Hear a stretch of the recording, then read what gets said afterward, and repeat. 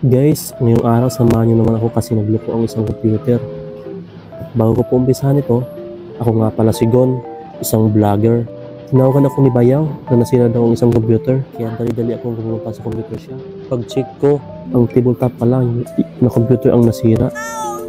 Ayaw mag-open ang kanyang monitor at hindi nagpa-power ang kanyang LED timer. Music troubleshoot lang ang alam ko, kaya inuna ko muna ang power cable kung may sira.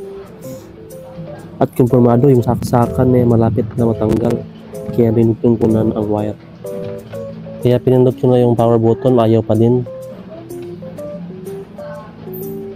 Kaya in-plug ko muna at tudugtungin ko na lang yung sasakan niya. Kaya napagdesisyonan ko, gumamit ako ng may wagang cutter.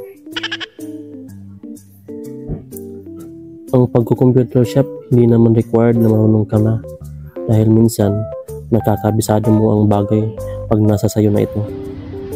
Sa paglipas ng panahon ay matutunan mo rin yan, basta huwag kang mahiyang magtanong sa mga technician. Salamat sa panonood vlogs!